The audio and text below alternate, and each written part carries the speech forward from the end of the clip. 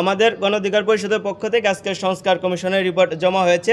আমাদের যে বক্তব্য আমরা যেটা বলছি, অন্তর্বর্তীকালীন সরকারকে জাতীয় সরকারের রূপদান করে সংবিধান সংস্কার করা এবং সংস্কারকৃত সংবিধান এর অধ্যাদেশের মাধ্যমে সেই সংস্কৃত সংবিধানকে মাধ্যমে আগামীর যে জাতীয় নির্বাচন সেই জাতীয় নির্বাচন অনুষ্ঠিত হবে। আরেকবার বলছি, আমাদের যে অন্তর্বর্তীকালীন সরকার আছে, অন্তর্বর্তীকালীন সংস্কারের অধীনে এই জাতীয় সরকার গঠন করে এবং জাতীয় সরকার গঠন করে আমাদের যে অধ্যাদেশ গঠন করে সংস্কারকৃত যে সংবিধান, এই সংস্কারকৃত সংবিধানের অধীনে আগামীর জাতীয় নির্বাচন অনুষ্ঠিত হবে। আমরা যে নারী আসনের ক্ষেত্রে যে 100 আসন যে প্রস্তাবনা করা হয়েছে, আমরা সেটির সাথে একমত। পাশাপাশি আপনারা জানেন যে সংবিধানের যে 70 অনুচ্ছেদ রয়েছে, সেই অনুচ্ছেদের ক্ষেত্রে অনেকেই এ বিষয়ে কথা বলতে চান। আমরা গণ অধিকার পরিষদের পক্ষ থেকে মনে করি যে এই 70 অনুচ্ছেদ অবশ্যই সংশোধন হওয়ার প্রয়োজন রয়েছে। এই বিষয়গুলোর পাশাপাশি তরুণদেরকে সামনের সংসদীয় আসনে নির্বাচন করার সুযোগ দানের জন্য আমরা যে বয়সসীমা সেটি বর্তমানে যে 25 রয়েছে, সেটি আমরা 25-এর পরিবর্তে 23-এর যে আমরা প্রস্তাবনা দিয়েছি।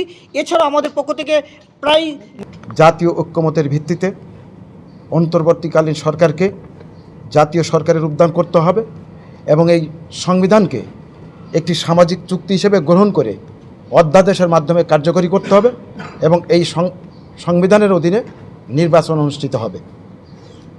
দ্বিতীয় বিষয় হচ্ছে যে আমরা রাষ্ট্রের যে মূলনীতির ক্ষেত্রে আমরা যে কথাটা বলেছি, সাম্য, মানবিক মর্যাদা, সামাজিক ন্যায় বিচার, গণতন্ত্র এবং ধর্মীয় সম্প্রীতি, এখানে কমিশনের যে প্রস্তাব ছিল বহুত্ববাদ, আমরা এর পরিবর্তে আমরা এইগুলো বলেছি।